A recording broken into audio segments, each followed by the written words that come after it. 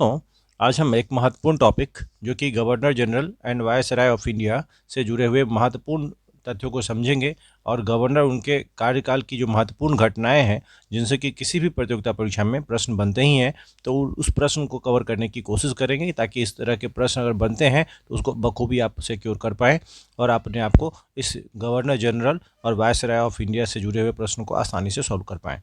चलिए, यही उद्देश्य है मेरा। चलते हैं सबसे पहले बंगाल के गवर्नर की ओर। बंगाल के गवर्नर में सबसे पहला नाम आता है रॉबर्ट क्लाइव का, जिनका कार्यकाल था 1757 से लेकर 60 और 1765 से लेकर 1767। इनका दो टाइम पीरियड था। एक्चुअली 1757 से 1760 और 1765 से लेकर के 67 के बीच में इनके द्वारा जो महत्वपूर्ण घटनाएं हुई, उनके तो बहुत सारे कार्य किए गए, लेकिन बहुत सारी जो महत्वपूर्ण घटनाओं में से कुछ है जिसका ऐतिहासिक महत्व अलग है, उसको पेपर में प्रश्न पूछे जाते हैं उनके माध्यम से, उसके बारे में विस्तार से समझते हैं। 1757 का प्लासी का युद्ध रॉबर्ट क्लाइव के शासनकाल में ही हुआ था। 1757 का प्लासी का युद्ध याद रखिएगा, रॉबर्ट क्लाइव के शासनकाल में प्लासी का युद्ध जो कि एक महत्वपूर्ण निर्णायक युद्ध हुआ, इसके बारे में हम लोग समझेंगे। दूसरा है बंगाल के समस्त क्षेत्र में के लिए उप दीवान नियुक्त किए गए। बंगाल के लिए मोहम्मद रजा खां, बिहार के लिए राजा सिताब राय और उड़ीसा के लिए राय दुर्लभ। यानी बंगाल, बिहार, उड़ीसा उस समय एक साथ ही थे, लेकिन उनके लिए अलग अलग दीवान नियुक्त किए गए। दीवान जो ज़मीन के बारे में हिसाब किताब रखा करते थे, उसके लिए याद, बंगाल के लिए मोहम्मद रजा खां, बिहार के लिए राजा सिताब राय और उड़ीसा के लिए दुर्लभ राय नियुक्त किए गए। उस समय गवर्नर जो थे वो रॉबर्ट क्लाइव थे। बंगाल में द्वैध शासन के जनक के रूप में अगर समझें तो रॉबर्ट क्लाइव को ही समझाया जाता है। बंगाल में द्वैध शासक का जनक रॉबर्ट क्लाइव को ही माना जाता है। श्वेत विद्रोह के जनक भी रॉबर्ट क्लाइव ही थे। श्वेत विद्रोह याद रखिएगा, श्वेत विद्रोह यानी अंग्रेजों के खिलाफ जो विद्रोह हुआ था, उसके 1765 में इलाहाबाद की संधियाँ हुई थी। 1765 में इलाहाबाद में एक्चुअली दो संधियाँ हुई थी, तो उसके भी समय में रॉबर्ट क्लाइव ही गवर्नर थे। अवध के नवाब शुजा-उद-दौला एवं मुगल सम्राट शाह आलम द्वितीय के साथ इलाहाबाद की संधि हुई थी। फिर से याद रखिए, अवध के नवाब शुजा-उद-दौला और मुगल सम्राट शाह आलम द्वितीय के साथ जो संधि हुई उसका नाम इलाहाबाद की संधि के रूप में समझा जाता है। यह 1765 ईस्वी में संपन्न हो पाया था। सलावत जंग और आलमगीर द्वितीय द्वारा उमरा की उपाधि दी गई थी। याद रखिएगा, सलाबत जंग तथा आलमगीर द्वितीय द्वारा उमरा की उपाधि दी गई थी। क्लाइव ने सेना के 3 केंद्रों की स्थापना की, जो कि इलाहाबाद में, मुंगेर में और बांकीपुर जो कि पश्चिम बंगाल में है, इस जगह अवस्थित है। यानी क्लाइव ने सेना को 3 भागों में केंद्रित किया था, वह था इलाहाबाद, मुंगेर और बांकीपुर। तो रॉबर्ट क्लाइव के शासनकाल में ये सारे महत्वपूर्ण कार्य हुए थे जिसकी ऐतिहासिक महत्व अलग है और इनसे प्रश्न बनता है। चलते हैं अगले गवर्नर की ओर।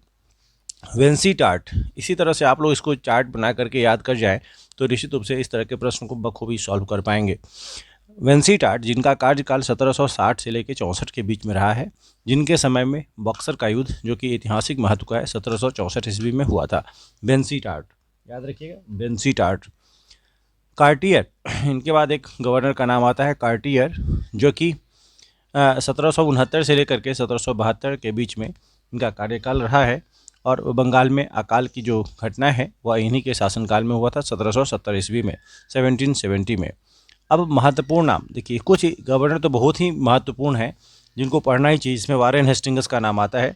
बंगाल का अंतिम गवर्नर, आप कहें बंगाल के अंतिम गवर्नर थे वारेन हेस्टिंग्स, जिनका कार्यकाल 1772 से लेकर 1774 ईस्वी में था और बंगाल में द्वैध शासन की समाप्ति इन्हीं के द्वारा की गई थी। बंगाल में द्वैध शासन की समाप्ति वारेन हेस्टिंग्स के शासनकाल में, जबकि द्वैध शासन के जनक रॉबर्ट क्लाइव थे। 1772 में प्रत्येक जिले में एक फौजदारी तथा दीवानी अदालतों की स्थापना की गई थी। 1772 ईस्वी में प्रत्येक जिले में एक फौजदारी और दूसरा दीवानी, दोनों तरह की अदालत की स्थापना की गई थी। वह वारेन हेस्टिंग्स के शासनकाल की एक महत्वपूर्ण उपलब्धि के रूप में समझा जाता है। अब बारी आती है बंगाल के गवर्नर जनरल। एक्चुअली बंगाल के गवर्नर को ही गवर्नर जनरल का पद दिया गया और बाकी जो मुंबई और मद्रास है उनको उनके अधीन कर दिया गया और इसलिए बंगाल के गवर्नर को विशेष अतिरिक्त पावर दे दिए गए, अतिरिक्त शक्तियाँ दे दी गई। इसलिए याद रखिए उनका नाम हुआ गवर्नर जनरल। तो उसमें सबसे पहले नाम आता है वारेन हेस्टिंग्स का। तो अब समझने की बात है कि बंगाल के अंतिम गवर्नर हुए वारेन हेस्टिंग्स और बंगाल के प्रथम गवर्नर जनरल जो हुए वो वारेन हेस्टिंग्स हुए, जिनका कार्यकाल 1774 से लेकर 1750 ईस्वी तक रहा था। रेगुलेटिंग एक्ट 1773 के तहत वारेन हेस्टिंग्स को बंगाल का प्रथम गवर्नर जनरल बनाया गया। सबसे महत्वपूर्ण प्रश्न कि रेगुलेटिंग एक्ट के तहत यानी 1773 में जो रेगुलेटिंग एक्ट हुआ, यानी रेगुलेटिंग एक्ट जो अंग्रेजों के द्वारा एक कानून बनाया गया जिसके तहत एक निर्धारित किया गया कि वारेन हेस्टिंग्स को बंगाल का गवर्नर जनरल बनाया जाए, यानी उनको अतिरिक्त पावर दे दिया गया। इनके अधीन तीन और दोनों प्रेसिडेंसी के पावर दे दिए गए। 1781 ईस्वी का अधिनियम, इसके तहत गवर्नर जनरल तथा उसकी काउंसिल एवं कलकत्ता उच्च न्यायालय के मध्य शक्तियों का कार्यक्षेत्र स्पष्ट रूप से विभाजित कर दिया गया। फिर से समझिए, 1781 ईस्वी का जो अधिनियम था उसके अनुसार गवर्नर जनरल और उनकी काउंसिल तथा कलकत्ता उच्च न्यायालय, कलकत्ता में उच्च न्यायालय जो की स्थापना की गई थी, उनके दोनों के पावर जो है वह सेपरेट कर दिए गए और उनके कार्यक्षेत्र भी सुनिश्चित कर दिए गए। नंद कुमार पर अभियोग लगा करके फांसी दी गई। इन मुकदमों को न्यायिक हत्या की संज्ञा दी गई थी, यानी किसी पर महाभियोग लगा करके यानी उस पर फांसी दिलवाना एक तरह से न्यायिक हत्या के रूप में जानी जाती है। इस तरह से इस मुकदमे को न्यायिक हत्या की संज्ञा दी गई थी। वह किससे जुड़ा हुआ था? नंद कुमार के पर आधारित था। 1781 में मुस्लिम शिक्षा सुधार के लिए कलकत्ता में प्रथम मदरसा स्थापित किया गया। जितने भी शिक्षण संस्थान स्थापित किए जाते हैं उसके पीछे उद्देश्य यही होता है कि शिक्षा व्यवस्था में सुधार लाना। 1781 में मुस्लिम शिक्षा के सुधार के लिए पहली मदरसा की जो स्थापना वह कलकत्ता में हुई थी, वह 1781 ईस्वी में हुई थी। वह भी वारेन हेस्टिंग्स के शासनकाल के दौरान ही हुआ था। 1775 से लेकर 1782 का प्रथम मराठा युद्ध, याद रखिएगा, प्रथम मराठा युद्ध जो है 1775 से 1782 के बीच में हुआ तथा सालवाई की संधि जो कि 1782 ईस्वी में हुई थी, यह भी वारेन हेस्टिंग्स के शासनकाल के दौरान ही हुआ था। 1780 से लेकर 1784 का जो द्वितीय आंग्ल मैसूर युद्ध या मंगोलोर की संधि, द्वितीय आंग्ल मैसूर युद्ध यानी मैसूर और आंग्ल के बीच में जो युद्ध हुआ था वह, और मंगलोर की संधि, यह भी वारेन हेस्टिंग्स के शासनकाल में ही हुआ था। 1784 का पिट्स इंडिया एक्ट, जिसके अंतर्गत परिषद के सदस्यों की संख्या 4 से घटाकर 3 कर दी गई थी, यह भी वारेन हेस्टिंग्स के शासनकाल में ही हुआ था। 1784 ईस्वी में विलियम जोन्स के द्वारा एशियाटिक सोसाइटी ऑफ बंगाल की स्थापना की गई थी। यह महत्वपूर्ण प्रश्न बनता है कि एशियाटिक सोसाइटी ऑफ बंगाल की स्थापना कब हुई थी और किनके द्वारा हुई थी, किनके शासनकाल में, मतलब किनके गवर्नर जनरल के अधीन में हुआ था। तो इसका आंसर होगा विलियम जोन्स के द्वारा एशियाटिक सोसाइटी की स्थापना की गई थी। एशियाटिक सोसाइटी ऑफ बंगाल की स्थापना विलियम जोन्स के द्वारा की गई थी। यह 1784 ईस्वी में की गई थी और यह वारेन हेस्टिंग्स के गवर्नर जनरल के काल में ही हुआ था। चार्ल्स विल्किंस द्वारा गीता व हितोपदेश का अंग्रेजी में अनुवाद किया गया था। चार्ल्स विल्किंस के द्वारा गीता और हितोपदेश का अनुवाद किया गया था, अंग्रेजी में अनुवाद किया गया था। याद रखिएगा, अंग्रेजी में ट्रांसलेशन वह चार्ल्स विल्किंस के द्वारा किया गया था, गीता और हितोपदेश का। यह वारेन हेस्टिंग्स के शासनकाल में हुआ था। राजकीय कोषागार मुर्शिदाबाद से कलकत्ता स्थानांतरित कर दिए गए थे। राजकीय कोषागार जो था वह मुर्शिदाबाद, जो कि बंगाल में ही पड़ता है, लेकिन मुर्शिदाबाद से कलकत्ता में स्थानांतरित कर दिया गया था। इजारेदारी प्रथा का आरंभ भी वारेन हेस्टिंग्स के शासनकाल में ही हुआ था। प्रश्न बनता है कि इस निम्नलिखित में से कौन सी घटनाएं वारेन हेस्टिंग्स के काल में हुई थी और कौन नहीं हुई थी। तो इन सभी तथ्यों को आप ध्यान में रखेंगे तो इस तरह से उसको छांटना बड़ा आसान हो जाएगा। हिंदू और मुस्लिम कानूनों को संहिताबद्ध किया गया था। संहिताबद्ध मतलब एक निश्चित रूप से कानूनी संग्रह करके उनको एक बुक के रूप में इंस्टॉल किया गया था, तो कंपाइल किया गया था। इस तरह की घटनाएं जो हुई थी वह वारेन हेस्टिंग्स के शासनकाल में, यानी हिंदू और मुस्लिम कानूनों को संहिताबद्ध किया गया था।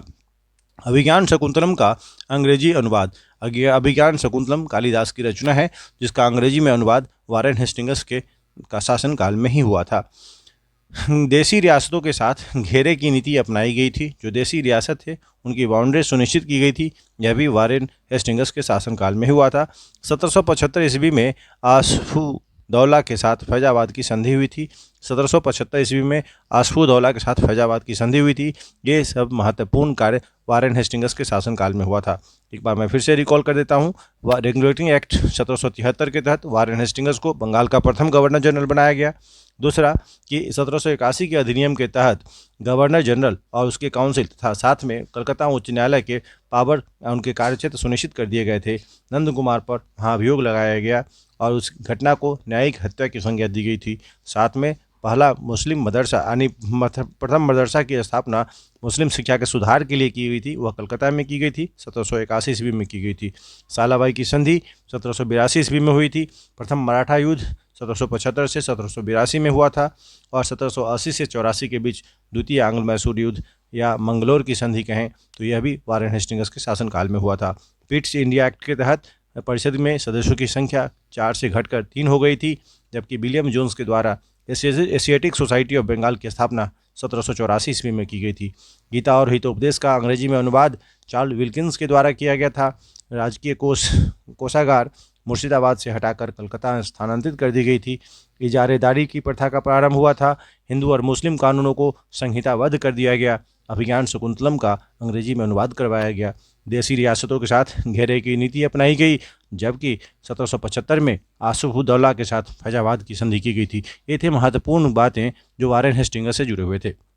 एक इम्पोर्टेंट बात कि पिट्स इंडिया एक्ट 1784 के विरोध में इस्तीफा देकर जब वारेन हेस्टिंग्स 1785 में इंग्लैंड पहुंचे थे वापस, तो एडमंड बर्क द्वारा उसके ऊपर महाभियोग का एक मुकदमा दायर किया गया और परंतु 1795 में इसे सभी आरोपों से मुक्त भी कर दिया गया था। तो इनसे प्रश्न बनता है कि कब वह इंग्लैंड पहुंचे थे। तो यानी 1784 में उन्होंने विरोध का पिट्स इंडिया एक्ट का विरोध हुआ था, जिसके कारण से वह इस्तीफा दे दिया और वह 1785 में इंग्लैंड वापस चले गए।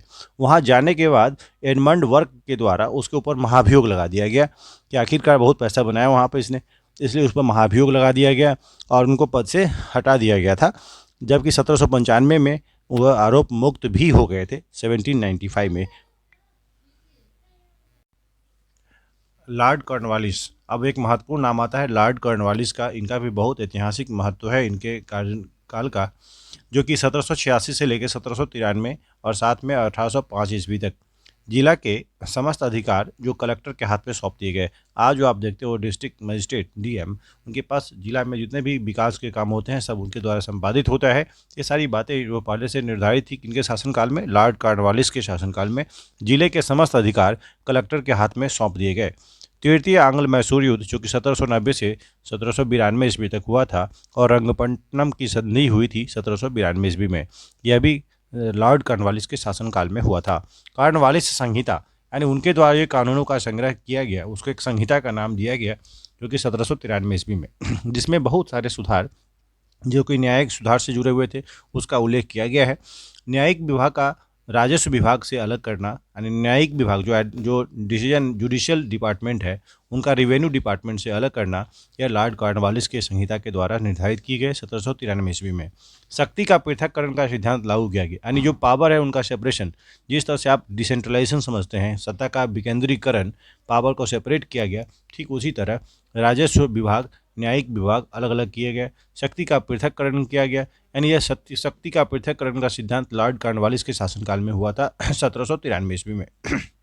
1790 से लेकर 92 में भारतीय न्यायाधीशों से युक्त जिला फौजदारी न्यायालयों को समाप्त कर दिया गया और 4 सर्किट कोर्ट कलकत्ता, ढाका, मुर्शिदाबाद और पटना की स्थापना की गई थी। याद रखिएगा, 4 सर्किट कोर्ट जो कि कलकत्ता, ढाका, मुर्शिदाबाद और पटना में स्थापित किए गए थे लॉर्ड कॉर्नवालिस के शासनकाल में। बंगाल प्रांत में अस्थायी बंदोबस्त पद्धति लागू की गई 1793 में। 1793 में अस्थायी बंदोबस्त परमानेंट सेटलमेंट की व्यवस्था की गई थी बंगाल प्रांत में। भारत में नागरिक सेवा का जनक, प्रशासन का यूरोपीयकरण और सिविल सेवाएं प्रारंभ करना, यह लॉर्ड कॉर्नवालिस की देन मानी जाती है। भारत में नागरिक सेवा का जनक, जो कि आज पीसीएस आप समझते हैं प्रशासनिक सेवा, इस तरह का यूरोपीयकरण होना और सिविल सेवाओं की प्रारंभ जो है वह लॉर्ड कॉर्नवालिस के शासनकाल में हुआ था। पुलिस व्यवस्था के जनक भी कॉर्नवालिस को ही माना जाता है। पुलिस व्यवस्था के जनक कॉर्नवालिस को ही समझा जाता है। एकमात्र गवर्नर जनरल जिसकी समाधि भारत में गाजीपुर में स्थित है वह है लॉर्ड कॉर्नवालिस। याद रखिएगा, एकमात्र ऐसे गवर्नर जनरल हुए जिनकी समाधि भारत में गाजीपुर में स्थित है। इस तरह से इनके बारे में इतनी सारी जानकारी आप ध्यान में रखेंगे जो इनके शासनकाल के दौरान महत्वपूर्ण कार्यों में गिना जाता है। अगला नाम आता है सर जॉन शोर का, जिनका कार्यकाल 1793 से 98 के बीच में है। अब यह भी एक महत्वपूर्ण तो है, इसे भी प्रश्न बनते हैं। पहला, 1793 का चार्टर अधिनियम। 1793 का चार्टर अधिनियम जो है वह सर जॉन शोर के शासनकाल में हुआ था अहस्तक्षेप की नीति अपनाई गई थी, यानी देशी राज्यों के प्रति तटस्थता की नीति अपनाई गई। लेकिन इसका अपवाद स्वरूप अवध का जो उत्तराधिकार क्षेत्र है, वो अधिकार मतलब अवध जो है उत्तर प्रदेश का वैसा हिस्सा था जो बहुत ही रिसोर्सफुल था, संसाधन से पूर्ण था। उसका उत्तराधिकार विषय पर हस्तक्षेप किया गया इस नीति के तहत। यह भी सर जॉन शोर के शासनकाल में। निजाम एवं मराठों के बीच खुर्दा की लड़ाई 1795 ईस्वी में हुई थी। यह याद रखेंगे, निजाम और मराठों के बीच खुर्दा की लड़ाई 1795 ईस्वी में हुई थी। अब एक महत्वपूर्ण गवर्नर जनरल जो कि लॉर्ड वेलिजली, उनका शासनकाल था 1798 से लेकर 5 यानी 1805 ईस्वी तक। यह अपने आप को बंगाल का शेर कहा करते थे। यह लॉर्ड वेलिजली को बंगाल का शेर कहा जाता था। और यह याद रखिए, इनके शासनकाल के दौरान सहायक संधि की नीति 1798 ईस्वी में प्रारंभ की गई थी। सबसे पहले 1798 ईस्वी में यह संधि हैदराबाद के निजाम से हुई थी शुरू। याद रखना है, 1798 में यह संधि हैदराबाद के निजाम के साथ शुरू हुई। चौथा आंग्ल मैसूर युद्ध 1799 में, जिसमें टीपू सुल्तान मारा गया। याद रखिएगा, ये लॉर्ड वेलिजली के शासनकाल में हुआ था। इनके शासनकाल में मैसूर जो कि 1799 में, तंजौर 1799 में, अवध 1801 में का प्रशासन अपने हाथों में ले लिया गया था। वशीन की संधि 1802 ईस्वी में हुई थी। वसीन की संधि भी 1802 ईस्वी में हुई थी। द्वितीय आंग्ल मराठा युद्ध जो है 1803 से 1805 ईस्वी में हुआ था। यह भी लॉर्ड वेलिजली के शासनकाल में ही हुआ था। 1799 में प्रेस पर सेंसर लगाया गया, जो कि भारतीय प्रेस पर प्रतिबंध लगाने की पहली घटना मानी जाती है। इसके अंतर्गत जब अब संपादक, मुद्रक व स्वामी का नाम स्पष्ट रूप से छापना होता था। सभी प्रकार के प्रकाशक सामग्री को या तत्वों को सरकार के पास प्री सेंसरशिप हेतु भेजना होता था। यानी आप बिना परमिशन लिए किसी चीज़ को पब्लिक अवेयर के लिए नहीं छाप सकते हैं। मास मीडिया में इसका प्रयोग करना, उससे पहले सरकार से प्री परमिशन लेना जरूरी होता था, जिसको सेंसरशिप कहा जाता है। यह लॉर्ड वेलिजली के शासनकाल में हुआ था। पहली बार यह घटना महत्वपूर्ण घटना समझी जाती है। लॉर्ड लेक के नेतृत्व में 1803 ईस्वी में अंग्रेजों ने 1803 ईस्वी में लाल किले पर कब्जा कर लिया और ऑक्टर लोनी लाल किले का पहला ब्रिटिश रेजिडेंट बना। याद रखिएगा, ऑक्टर लोनी लाल किले का पहला ब्रिटिश रेजिडेंट बना था। याद रखिए, 1803 ईस्वी में एमिन्स की संधि के तहत पांडिचेरी पुनः फ्रांसीसियों को दे दी गई थी। याद रखिएगा, 1802 ईस्वी में एमिन्स की संधि के तहत पांडिचेरी को फिर से फ्रांसीसियों को दे दिया गया। यह सारी घटनाएं लॉर्ड वेलिजली के शासनकाल में हुई थी। कलकत्ता में फोर्ट विलियम कॉलेज की स्थापना जो कि 1800 ईस्वी में हुई थी, सिविल सेवकों को के प्रशिक्षण के लिए की गई थी। याद रखिएगा, फोर्ट विलियम कॉलेज की स्थापना जितने भी सिविल सर्वेंट थे उनके ट्रेनिंग के लिए की गई थी, जबकि 1802 ईस्वी में इसको बंद कर हेलेबरी में ही प्रशिक्षण दिया गया था। लेकिन 1802 में इसकी स्थापना की गई थी फोर्ट विलियम कॉलेज की, जो कि कलकत्ता में है। लेकिन 1802 में उसे बंद कर दिया गया और हेलबरी में ही प्रशिक्षण दिया गया। ये थे लॉर्ड वेलिजली से जुड़ी हुई महत्वपूर्ण घटनाएं और इनका कार्यकाल 1798 से 1805 ईस्वी तक का था। इस क्रम में अगला नाम आता है सर जॉर्ज बार्डलो। इनका कार्यकाल 1805 से लेकर के 1807 तक है, जिसके शासनकाल में रियासतों में हस्तक्षेप की नीति का समर्थन किया गया। वेल्लोर का सिपाही विद्रोह जो कि 1806 ईस्वी में हुआ था, यह भी इनके शासनकाल में हुआ था। इसके बाद एक नाम आता है लॉर्ड मिंटो प्रथम, जिनका कार्यकाल 1807 से लेकर 1813 तक था। इसके समय में रंजीत सिंह के साथ अमृतसर की संधि की गई थी अप्रैल 1809 ईस्वी में, और बाद में सिंध के साथ शाश्वत मित्रता की संधि भी की गई थी। यह घटनाएं लॉर्ड मिंटो प्रथम के शासनकाल के दौरान हुआ था। अब एक महत्वपूर्ण नाम है लॉर्ड हेस्टिंगस। याद रखिए, कुछ नाम तो विशेष महत्वपूर्ण, जैसे कार्नवालिस का नाम हुआ, लॉर्ड वेलेजली का नाम हुआ, लॉर्ड हेस्टिंगस का नाम हुआ, ये सब ऐतिहासिक महत्व के हैं।